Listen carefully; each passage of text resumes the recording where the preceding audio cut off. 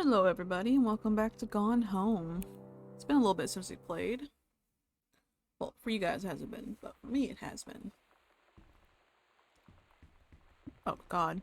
Sensitivity.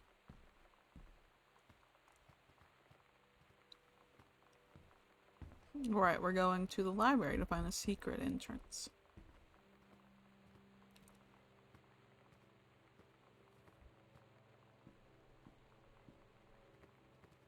Oh, my sensitivity is very high.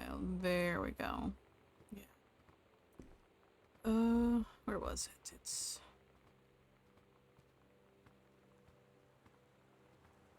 There is a secret entrance somewhere.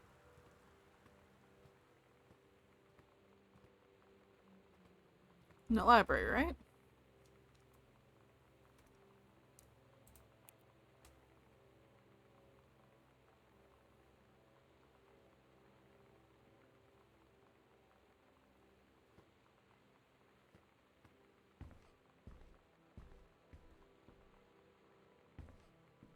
Okay, but where? Am I not in the library? No, I'm not. That's right, I'm not. Library's not back here.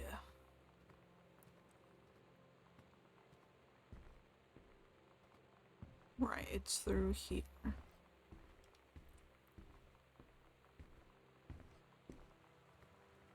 Mm-hmm.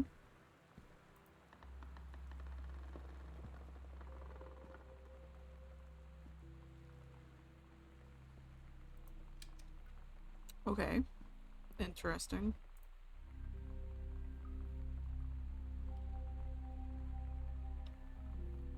Okay. Library, upstairs, hall, and foyer.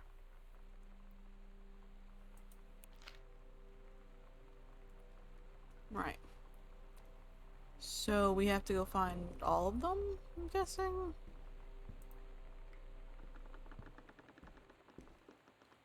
Two. And then there's downstairs, and there's one in Dad's office.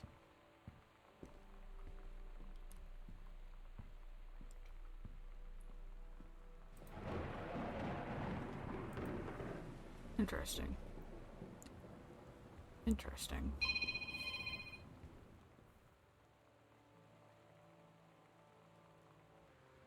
Okay. Sorry about that. I am back. Had some issues with my groceries today. Where's the other panels? Oh.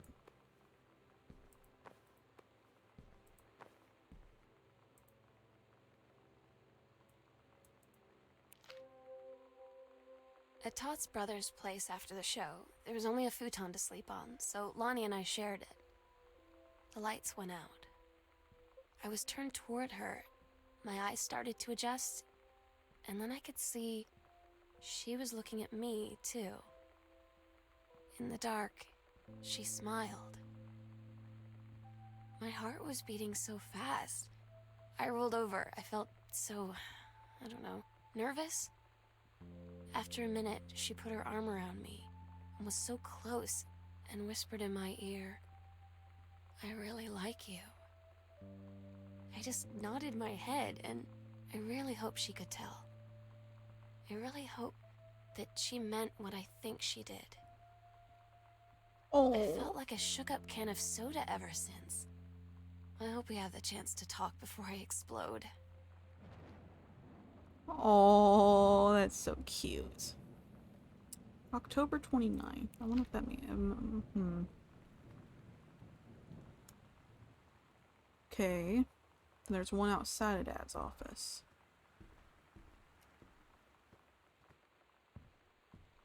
But maybe October 29th? Maybe that's the...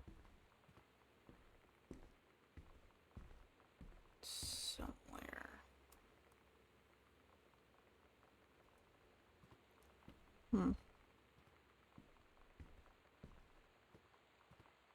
Ah. Okay, this is the second part of the Green Glacier. 51.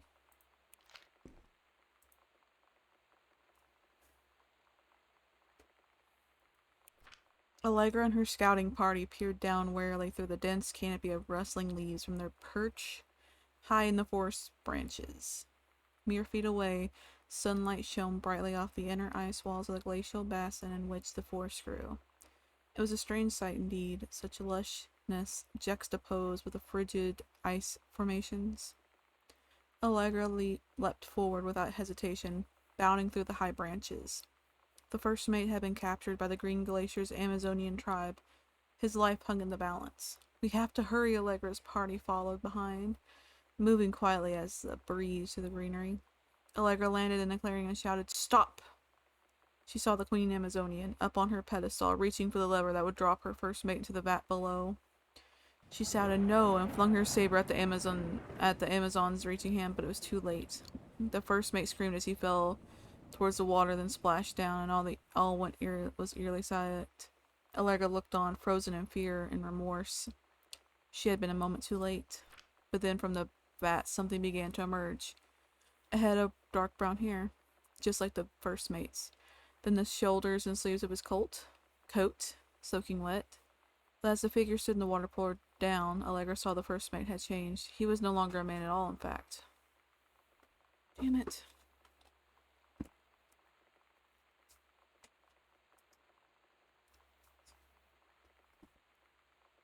My cat. Always my cat. He was no longer a man at all, in fact. What looked back at her were the eyes, the face, the hair, and the hands and body of a woman, still in the first mate's clothes. Still the first mate. She spoke in a soft, clear voice. "Captain, the Amazonian queen says she is one of us now. She is ours." Allegra drew her magical flintlock pistols from her belt, and her crew readied their swords. Allegra glared into the queen's eyes and said, "That's the love of my life, and you can't have her." Oh, interesting.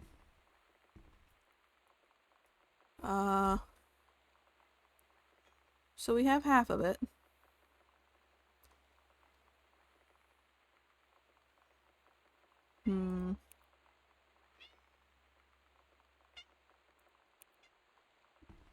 My cat is meowing very loudly at my feet.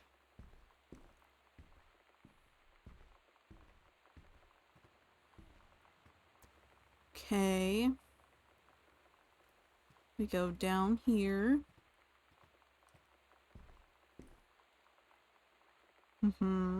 Sam's room. We go over here. Oh, we have it. An Ouija bird. Ouija bird. Hello? Hello, who are you, Oscar? What do you want to come back? He wanted to become a goat, guys. My god. What a sensational superstar. Do I have to do this? Mother of fucker. 51. 0 5 1. Ah. Lonnie. Lonnie is very pretty. Lonnie came over today. Everything was different. She was sitting at my desk chair, and she wouldn't look at me. Finally, I asked her what was going on. She said she felt like she'd done something wrong that night in the city. Like I must think... But I said no. There was nothing wrong. I just wanted to say... But I couldn't find the words. I felt like I was gonna cry, but I wasn't sad. She got up and sat next to me on the bed. I looked at her. Lonnie, do you think you could ever... And that's when she kissed me. Oh! Oh! Oh, lesbians? The lesbians. The little baby lesbians. Morley. Probably meant to be Marlborough. Y'all have been. Oh. Oh. Okay. Buddy. Uh. Let's go to the basement. I don't think this is the right way. This is not the right way. That's correct. My cat is just steadily hollering at my feet. I'm petting her, but she's very needy. Which way is to the basement?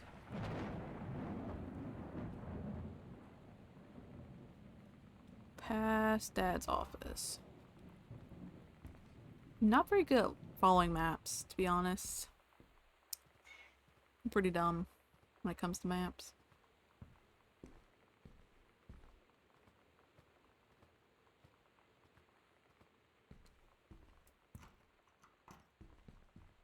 But I didn't like how that Stippy stomped. Oh. Oh, sheesh.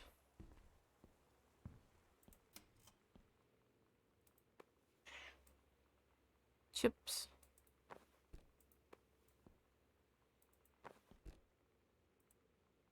Dear Samantha, I would like to cordially thank you for having me over to your abode for the Thanksgiving holiday with your lovely family. I enjoyed the flavorful potatoes, and also it was weird being around your parents for that long, but it was pretty funny how impossible it is for your dad not to be awkward for more than 30 seconds at a time. Very cordially yours, your close friend and confidant, Lonnie D. Dear Miss DeSoto, allow me to take the opportunity to thank you in kind for being such a gracious host of the festivities at your father's estate following the aforementioned meal with my parents. Your family's Thanksgiving feast was the more enjoyable of the two events, I must say. I especially appreciate the time I spent with your grandmother, who is a lovely woman with sterling taste and a refined air. Let's do it again, same time next year, shall we? Indeed, Madame Samantha Greenbrier, Esquire.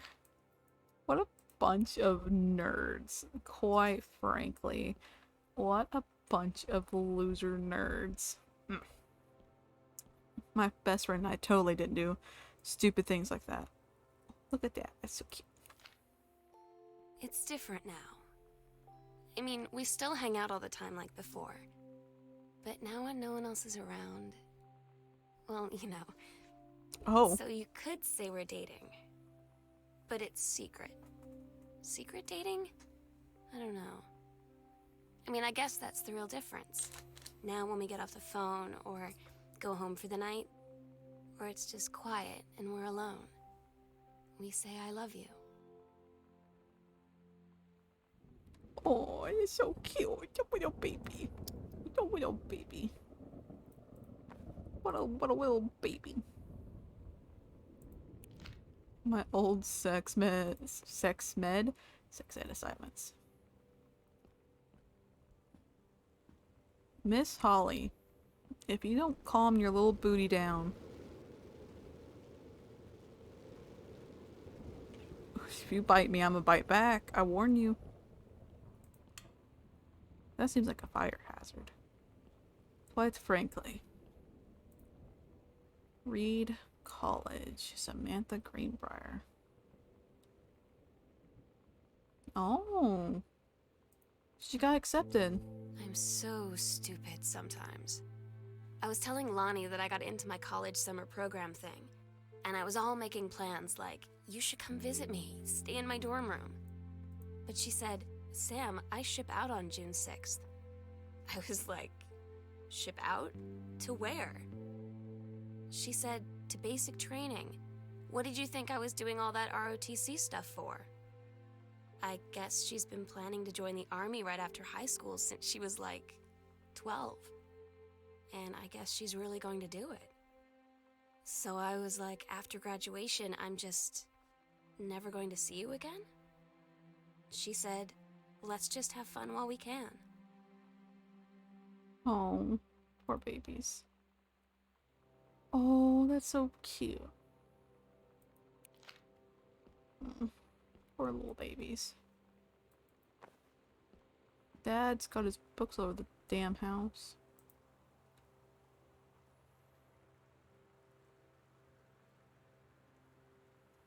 Oh, so Oscar used to own a pharmacy with an ice cream shop. That was a pretty common thing, right, during that time period? Citizenship stuff.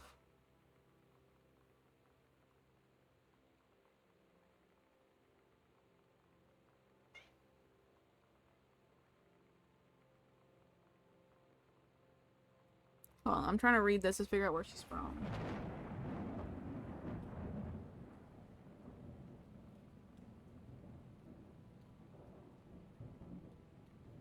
Oh, right, she's from Canada. Okay, she's from Canada. It was the fucking hardest thing to read in the entire damn page. Eek. Mason's Pharmacy. Probably say that. It's probably Mason or something like that. More than likely. Hey Sam, I'm writing to you from Multnomah Falls. I'm here on a stupid class trip, which is stupid because it's March and I don't know if anyone's running this school has been to Oregon, but it's cold and rainy as shit March. Wish you were here. Oh wait, you are here because I'm running this to you in a gift shop. Oh shit. Love you.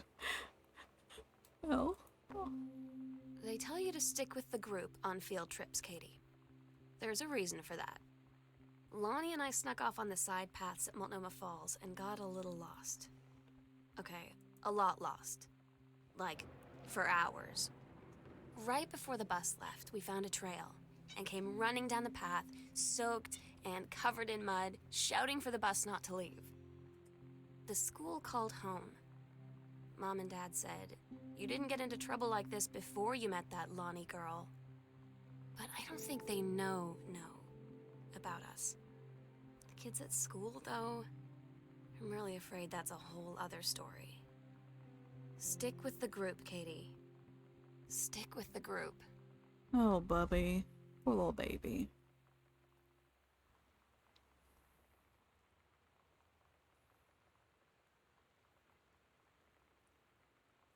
Oh, for $1?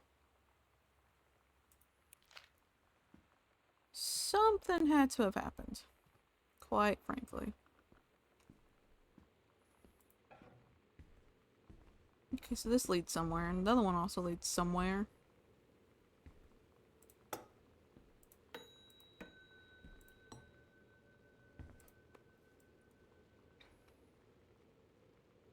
Girl Scout and Self.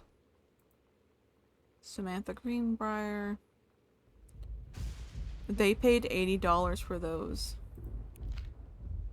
You know what? Good. Good on them. I said that. I'm not going to say what I thought that said. Todd's band lost their singer. Todd said he sucked. Lonnie said he got sick of Todd's shit, and he was complaining about needing a new singer. So Lonnie was like, "I can sing." And they were all kind of like, "You can?" And she was like, "Probably."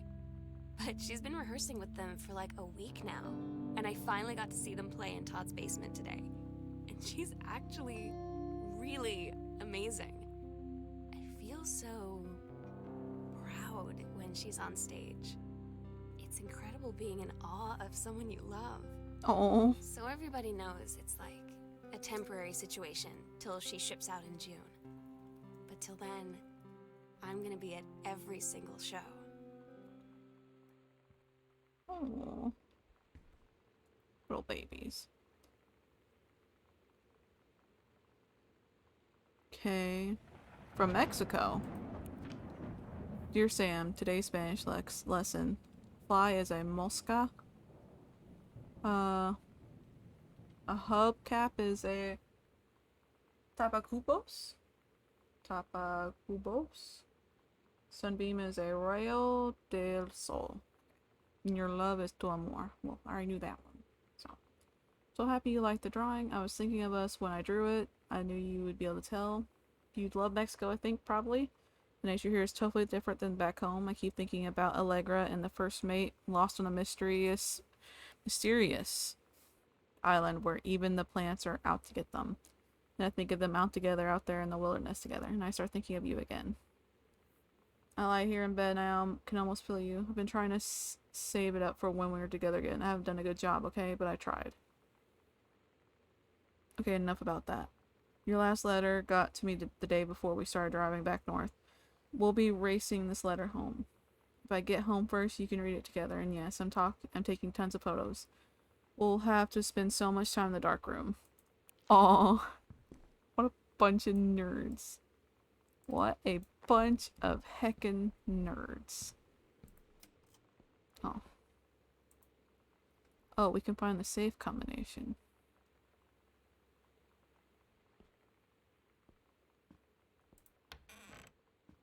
Interesting. Oh. Oh.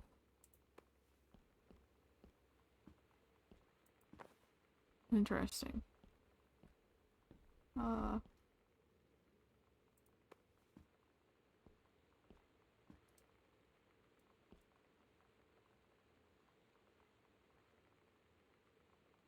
Okay.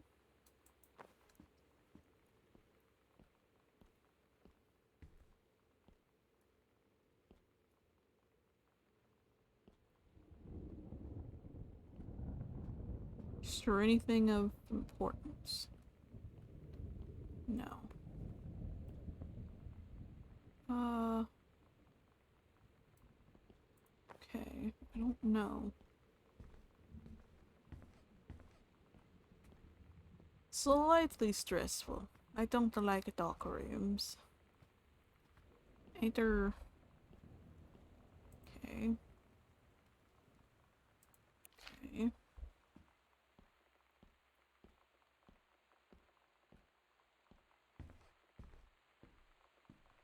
Oh. Okay.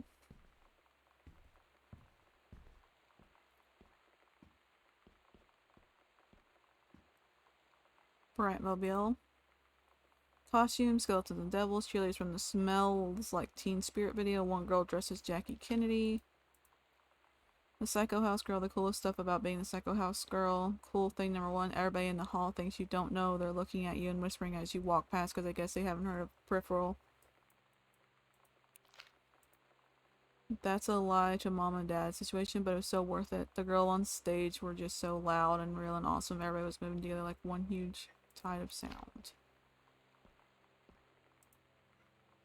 Women outlaws. Okay. Interesting.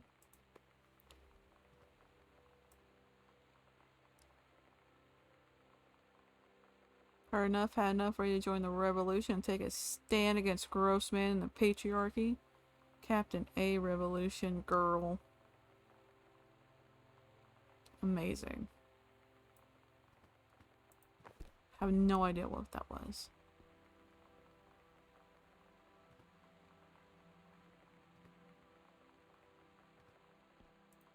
Chips.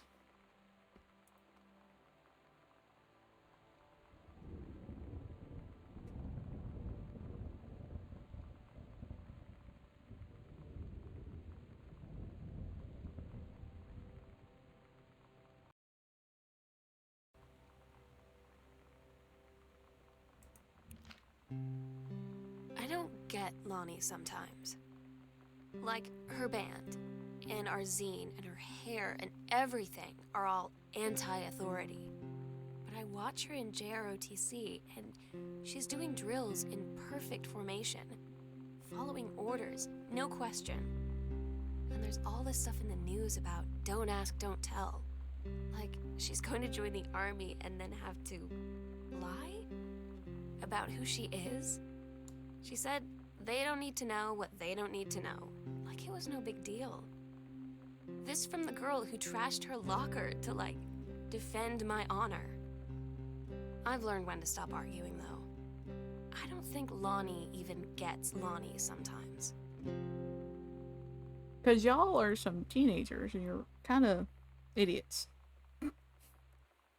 $119 for your hair and a manicure? Holy. Offer a promotion. Very nice. Hey Lonnie, sorry my mom was such a bitch last night. Charlie ever around since her forest is like an hour away, and then when she is home she takes it out on you, like because you're a non-member of the family she knows you won't call her on it, and I'm sorry. Haha, it's okay. I know she's just jealous of our cool and free-wheeling lifestyles. I feel sorry for you. I'm lucky my mom lives in Florida. You have to have a mom every day. Sorry, I didn't mean to bring up the mom thing like that. I know I shouldn't complain. No, I'm being serious. My mom is a psycho Christian. Her new husband, Dawn, is a complete tool. Living in Florida with him is her eternal punishment for my mind. In my mind. So you wouldn't rather live with your mom in Florida? No, that is a very, very big way of saying hell no. Okay.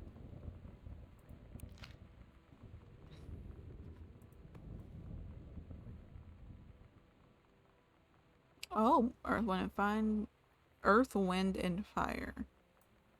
Interesting. And what's back here? Oh, we unlocked it. Sick. I think we're getting very close to the end of the game, actually.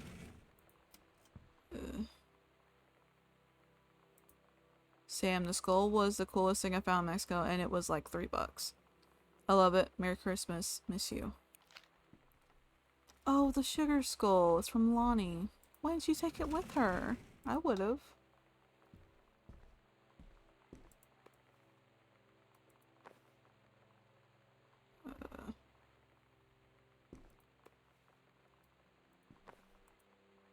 Hi, Jan. I got 2 tickets for the EWF on Thursday, but my girlfriend says she doesn't want to go. Oh, so she went out with Rick? Rich? His name's Rick, right?